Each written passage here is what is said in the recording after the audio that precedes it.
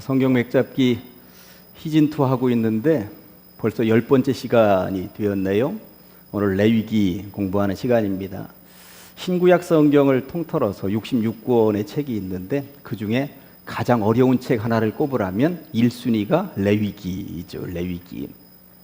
제가 여기 목회 시작하면서 한 5년 전에 성도들하고 책을 좀 나누어서 한 5장씩 필사를 좀 해서 성경 제본을 한번 하고 하나님 앞에 올려드립시다 할 때에 장로님들은 레위기하고 민수기 쓰셔야 됩니다.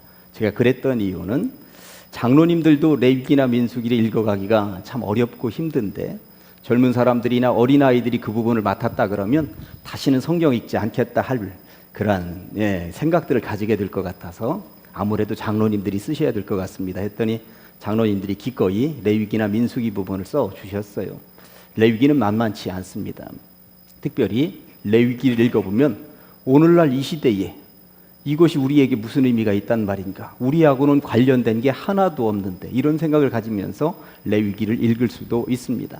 구약시대에 소를 잡아서 제사하고 양을 잡아서 비둘기를 잡아서 제사하는 그것이 오늘날 우리들에게 무슨 의미가 있단 말인가, 구약성경에 돼지고기 먹지 말라고 한 것이 우리하고 무슨 의미가 있단 말인가 하고 그렇게 제껴놓을 수도 있겠습니다만, 오늘 읽으시면서 이 레위기가 얼마나 소중한 책인지, 그리고 하나님이 레위기를 우리들에게 왜 주셨는지 아무쪼록 배우고 돌아가시기를 간절히 축원합니다. 레위기를 이해하기 위해서는 레위를 먼저 아셔야 돼요. 우리는 레위에 대해서 많이 들어보셨어요. 레위인들, 제사장 직분 가진 사람들은 전부 다 레위인이라고 하는 것들도 기본적인 상식으로는 알고 있겠습니다만, 레위가 원래 어디서부터 나타나는 사람입니까?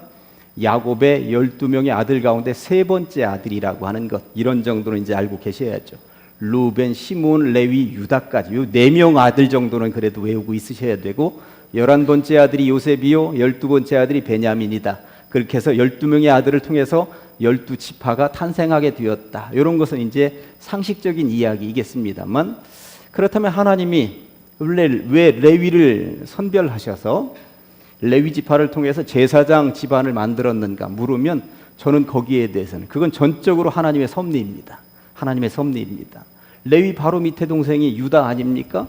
유다의 후손 가운데 구세주가 태어나게 될 것이다. 이것도 하나님의 섭리입니다. 그냥 하나님이 그렇게 결정하셨기 때문에 여기에는 왜 우리가 딴지를 걸 수가 없는 거죠. 아무튼 레위는 그렇게 선택을 받았다고 하는 거예요. 그러면서 레위 지파에게 제사장 직분을 맡기겠다라고 하는 것이죠.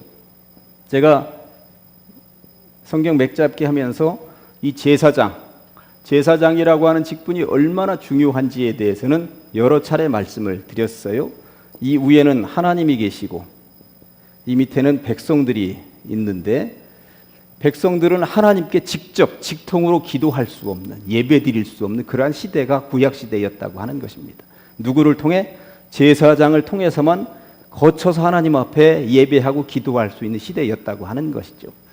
오늘날도 천주교는 그러한 전통이 어지간히 남아 있어서 천주교에서는 꼭 신부를 통해서 고해 성사를 하는, 이게 바로 중간 단계를 제사장을 거치는 단계라고 보시면 틀림이 없는 것입니다. 그렇지만 우리 개신교는 직접 예배하고 직접 기도하고 직접 응답받고 이러한 전통을 가지게 된 것입니다.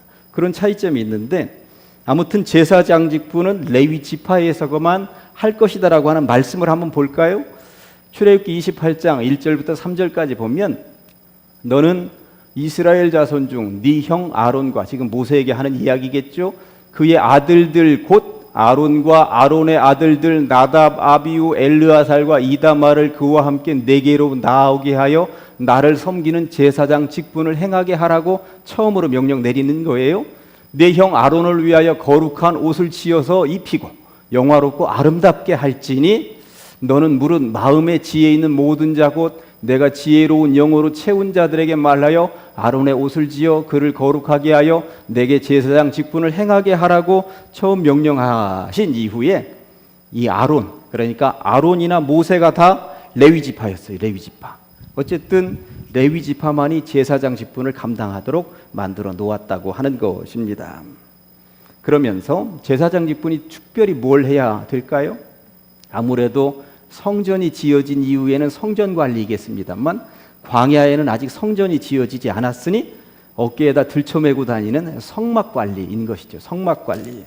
성막 관리라고 쓰여져 있는 게 민수기 1장 51절. 민수기 1장 51절에 성막을 운반할 때에는 레위인이 그것을 걷고 성막을 세울 때에는 레위인이 그것을 세울 것이요 외인이 가까이 오면 죽일 것이다. 그리고 이럴 정도로 강하게 하나님이 말씀하신 이유는 사실 겉에서 보기에는 레위인이 더 모양이 나 보이고 그리고 더 거룩해 보이고 특별한 사람들 같고 우리도 좀 그거 한번 해보고 싶다 이런 생각이 들 수도 있는 거죠.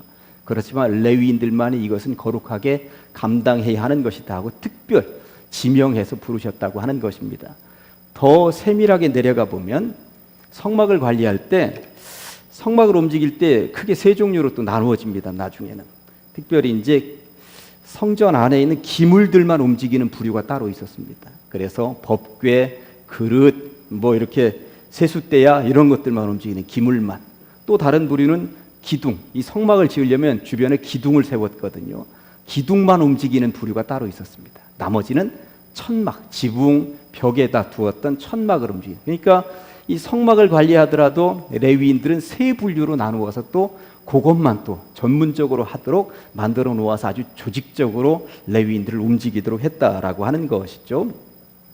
그러면서 레위인들은 광야에 있을 때에는 성막을 중심으로 해서 성막만 관리하니까 이 광야에서 가나안 땅을 향해서 전진해 나갈 때 모든 12지파가 앞에 3지파, 뒤에 3지파, 왼쪽에 3지파, 오른쪽에 3지파가 행진할 때 중앙에는 성막, 성막. 그래서 거기에 법궤가 있어서 이렇게 쫙 전진해 가도록 했던 것이죠. 그러니까 레위인들은 항상 중심에 포진하고 있었어요. 그런데 이제 가나안 땅에 들어가서 땅을 분배받을 때는 이제 달라지게 된 것이죠. 땅을 12등분 했습니다. 지도 한번 보여줄래요? 예, 저게 이스라엘 땅 12등분 한 것입니다만 글씨들이 보이는가 모르겠습니다. 색깔별로 12등분을 저렇게 했다고 하는 것 알게 될 것입니다. 그런데 12등분을 했는데 레위 지파에게는 저 땅을 분배하지 않았다고 하는 건 상식적으로 이제 알고 계실 거예요. 그러면 레위 지파가 빠지면 11지파를 통해서 11개 땅을 분배해야 되는데 왜 12개 땅을 12등분을 분배하게 되었느냐 하면 요셉의 자손들이 워낙 번성을 했어요. 그래서 요셉의 자손을 2등분으로 나눴죠. 그래서 요셉의 후손은 한쪽은 에브라임이라고 한쪽은 므낫세라고 해서 그래서 땅은 12등분을 해서 나누게 되었다고 하는 것입니다. 이때 레위인들에게는 땅을 주지 않았습니다. 대신 저 땅에서 농사 짓는 사람들, 물고기 잡는 사람들이 11조를 올리면 그 11조 가지고 레위인들이 먹고 살 수 있도록 했다고 하는 것이죠.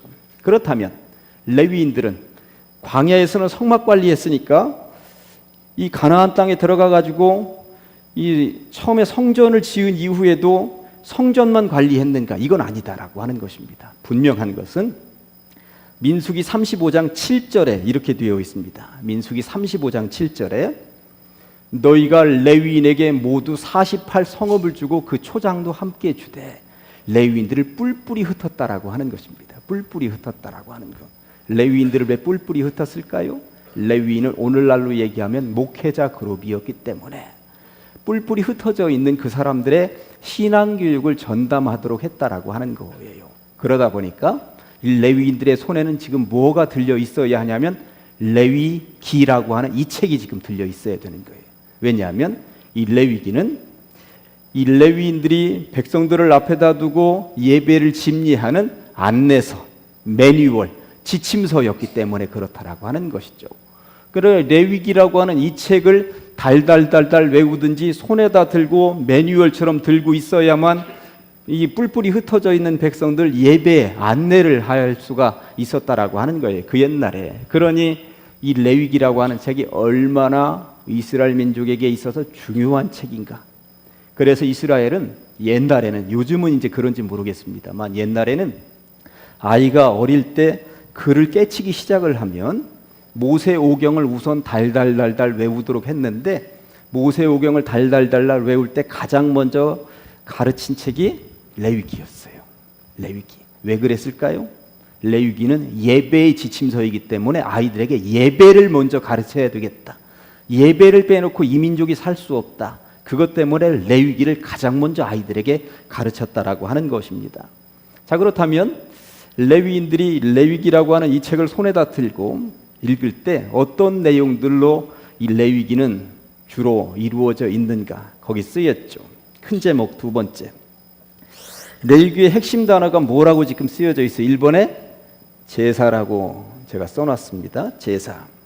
제사를 우리말로 하면 예배라고 할 수 있습니다.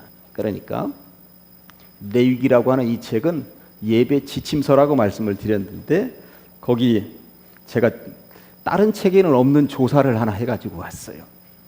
과연 제사라고 하는 단어가 이 레위기에는 몇 번이나 등장을 하는가 제가 세봤더니 물론 제가 일일이 세본 것은 아니에요. 요즘은 어플이 잘 나와가지고 그냥 단어 하나만 치면 레위기에 몇 번 나온다 이게 다 검색이 돼요. 그렇지만 제가 이 수고를 해서 검색을 해본 거예요. 해봤더니 제사라는 단어가 151번이나 나와요. 그러니까 어떤 책보다도 가장 많이 레위기에는 제사와 관련된 예배와 관련된 책이구나 하는 것을 알 수가 있는 것이죠. 그런데 제사장이라는 단어는 그럼 몇 번이나 나오는가 봤더니 148번. 그러면 제물이라는 단어는 몇 번이나 나오는가 봤더니 107번. 와, 이게 완전히 제사와 관련된 책, 제사를 빼놓고는 레위기를 읽을 수가 없구나. 그런데 밑에 보면 여러분들이 레위기를 읽으면서 처음부터 세상 말로는 허걱할 수밖에 없는 게 5가지 제사법에 대해서 레위기의 시작부터 쓰여져 있어요. 번제라는 제사의 1장에, 2장에는 소제라는 제사, 3장에는 화목제라는 제사, 4장에는 속죄제라는 제사, 5장 너 중간부터는 속건제라는 제사가 나와 있는데 오늘날 이 제사가 우리들하고 별 관련이 없으니까 레위기를 읽으면서 처음부터 이게 뭔가 이것을 어떻게 우리가 소화하는가 하는데 이 번제, 소제, 화목제, 속죄제, 속건제도 몇 번이나 등장을 하는가 다 합쳐봤더니 이 단어들 다 합쳐봤더니 192번이나 등장을 해요. 그러니까 제사, 제사장, 제물, 번제든 소제든 제사와 관련된 단어들을 빼놓고는 레위기라고 하는 책을 읽어낼 수가 없구나 하는 것을 볼 때에 이게 예배 지침서는 맞구나 하는 것을 알 수가 있는 것입니다. 물론 번제나 소제나 화목제나 이런 제사들을 우리가 드리지는 않습니다만 그래도 성경을 읽어가려면 기본적인 것들은 알고 읽으면 훨씬 더 좋을 수 있으니까 기본적인 것들만 어떻게 분류가 되고 차이가 있는지 그 얘기만 잠깐 하면서 이 부분은 넘어가도록 하겠습니다. 번제라고 하는 제사는 성경에 워낙 많이 등장을 합니다. 사실 아브라함이 하나님으로부터 명령받았을 때에 네 아들 이삭을 뭐로 드려라? 번제로 드려라. 이렇게 되어 있습니다. 번제로 드려라. 번제라고 하는 이 제사는 이스라엘 민족에게 있어서는 기본적인 제사였습니다. 제사장들이 성막에서 매일 아침과 저녁으로 드리는 제사였습니다. 하나님 오늘도 생명 주셔서 감사합니다. 하루를 이렇게 시작했고요. 오늘 하루도 저로 하여금 살게 해주셔서 감사합니다. 이제 잠이 듭니다 하면서 아침과 저녁에 드렸던 제사가 번제라고 하는 것입니다. 이런 번제의 제사를 우리들도 닮아야 되지 않겠는가? 아침에 일어나서 가장 먼저 하나님 앞에 오늘 하루도 생명 주셔서 감사합니다. 이렇게 출발하고 잠들기 전에 오늘 하루 나에게 은혜 베풀어 주셔서 감사합니다 하면서 번제처럼 살 수만 있다면 우리가 죄악으로 달려갈 수 있겠습니까? 저는 그렇게 생각을 해요. 그러니까 번제는 제사장들이 모든 이스라엘 백성들을 위해서 성막이나 성전에서도 매일마다 진행을 했습니다만 이 번제는 개인적으로도 각자 집에서도 그러니까 성전이나 성막이 멀어서 못 가면 각자 집에서 개인적으로도 진행할 수 있도록 만들어 놓은 제사가 번제였다고 하는 것입니다. 새벽마다 새벽 예배 못 나오면 개인적으로도 가장 눈뜬 가장 이른 시간에 하나님 나로 하여금 오늘 하루 시작하게 해주셔서 감사합니다. 혼자 하나님 앞에 감사로 출발할 수 있다면 번제로 시작하는 하루가 될 수 있다라고 하는 생각이 드는 것이죠. 아무튼 그러면서 이 번제는 소나 양이나 비둘기 같은 그런 짐승들로 드렸는데 이것은 완전히 불로 태워서 드리는 제사였어요. 그러니까 나를 완전히 없애고 그리고 주님으로 전적으로 채운다, 이런 의미를 담고 있다고 보셔도 틀림이 없을 것입니다. 아무튼 왜 그렇게 했는가? 매일 주님과 함께, 또 나를 온전히 다 불태우겠습니다, 헌신하면서 살겠습니다, 이런 의미를 담는 제사가 번제였다고 하는 것입니다. 그런데 번제 이외에 그 밑에 보니까 소제라고 하는 것이 있어요. 소제는 번제하고 똑같이 아침 저녁으로 드렸어요. 그리고 개인적으로도 드릴 수 있었는데, 소제 같은 경우는 짐승이 아니라 곡식가루로 드렸다고 하는 거예요. 그런데 소제는 왜 만들었느냐? 가난한 사람들을 위해서 만든 제사입니다. 소는 너무 엄청나고, 양도 또 비둘기도 이거 가지고 제대로 제사를 드릴 수가 없는 사람들에게 그러면 가루로라도 드려라. 정말 가난한 사람들이 하나님 앞에 뭔가 내게 있는 거 요쪽 작은 분량을 가지고라도 예배 드릴 수 있도록 만들어 놓은 제사가 소제였다라고 하는 것입니다. 그러니까 가난한 사람들을 배려하신 하나님의 마음을 우리는 알 수가 있는 것이죠. 어쨌든 번제든 소제든 이것은 다 불태워서 없애는 종류였습니다. 그런데 화목제 같은 경우는 이것도 수시로 이제 드리는데, 화목이라고 되어져 있는 것 보니까 이것은 친교하는 데에 사용되어지는 제사였는가 보다 알 수 있죠. 소나 양이나 염소로 드렸는데 이것은 드리고 나면 불태워서 없애지 않고 제사장도 먹고 함께 더불어서 공동체가, 제사 드린 공동체가 나누어 먹을 수 있도록 했던 제사가 화목제입니다. 교회 공동체는 서로 함께 이게 이제 화목제입니다.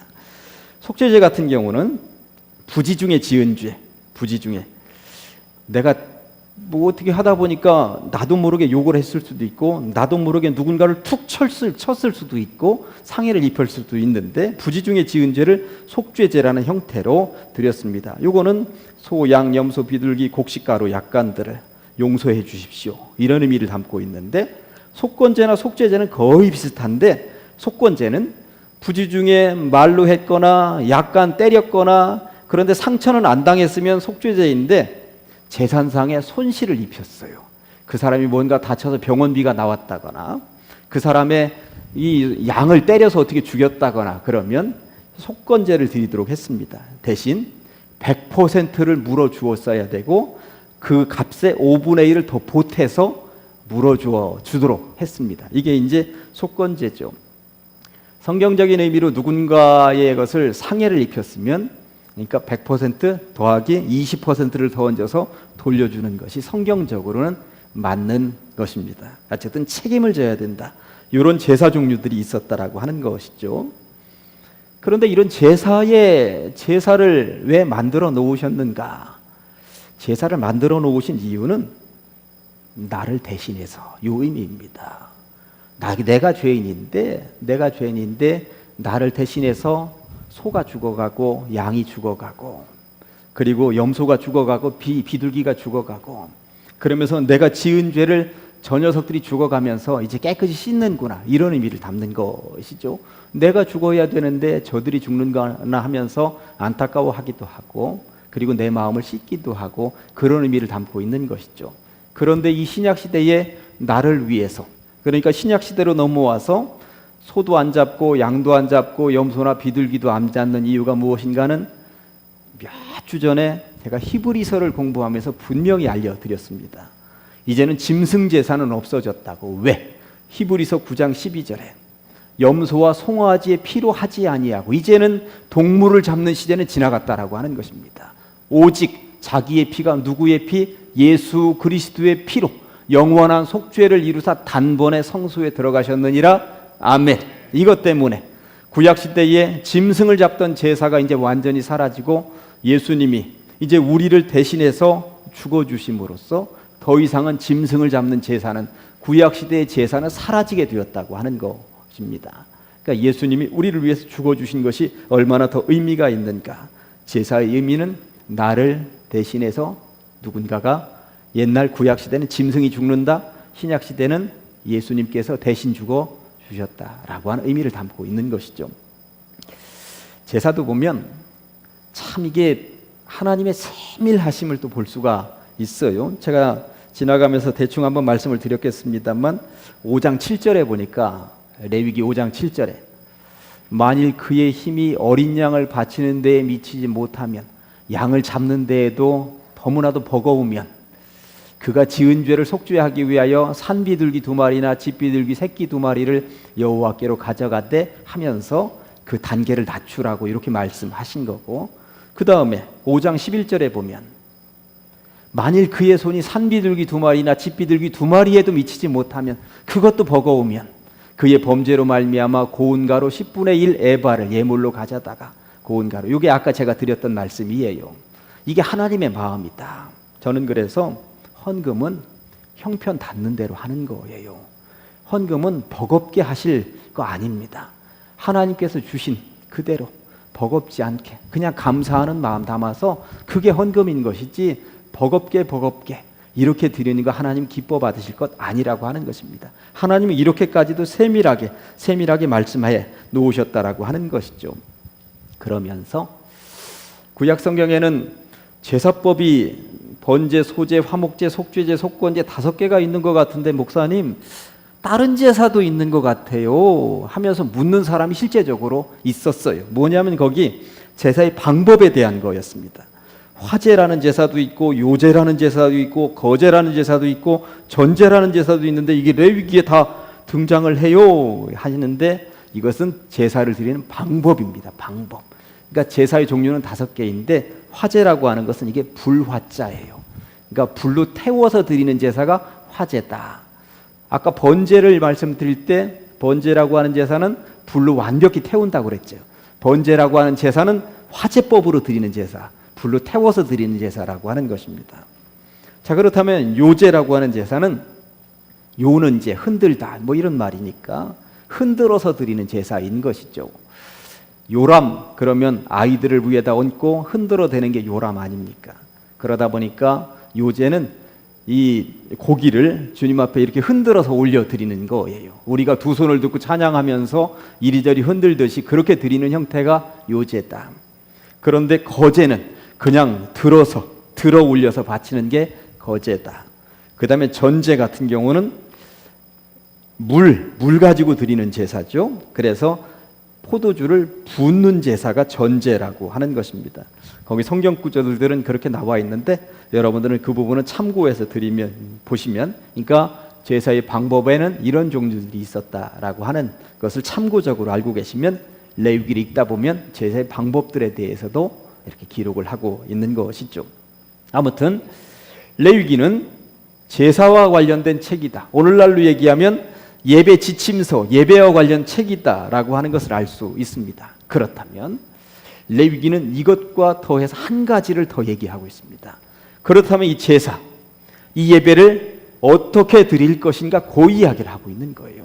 사실 제가 설교 시간에 간혹 그런 말씀 드렸습니다. 참석과 참여의 차이점에 대해서 여러 차례 강조했습니다. 이 예배가 끝나고 나면 부목사님은, 목사님 오늘 수요일 저녁에 몇 명 참석했습니다 하고 저한테 보고를 하죠. 그런데 하나님은 여기에 몇 명이 참석했는가는 전혀 관심이 없습니다. 이 예배에 누가 참여했는가에 관심이 있으시더라고요. 그러니까 여기에 와서 예배 참석 인원에는 들어갔는데 예배를 진짜 안 드린 사람들이 있어요.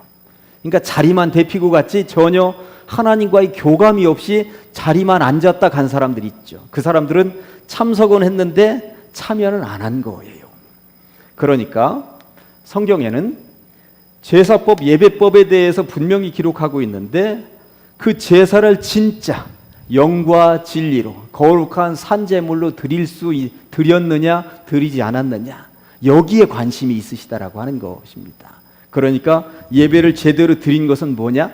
거룩한 제사를 드렸느냐. 보니까 레위기에는 거룩이라는 단어가 꼬박 50번 나옵니다. 50번. 그러니까 제가 거룩이라는 단어를 모르는 바는 아닙니다만 국어사전에서 찾아보았더니 성스럽고 위대함이라고 되어 있어요. 그러니까 거룩하신 분은 하나님은 성스럽고 위대하신 분이니까 이게 하나님의 성품이구나 하는 것을 알 수 있는 것 아니겠어요? 근데 레위기 19장 2절 보니까 오늘 본문에서 읽은 것처럼 너희는 거룩하라. 이는 나 여호와 너희 하나님이 거룩함이니라. 분명히 이렇게 말씀하고 계세요. 당신이 거룩하다는 거예요. 거룩하다는 것입니다. 그런데 우리들에게도 그 거룩을 좀 따라잡으라고 분명히 지금 말씀하고 있는 거죠. 거룩이 뭐예요?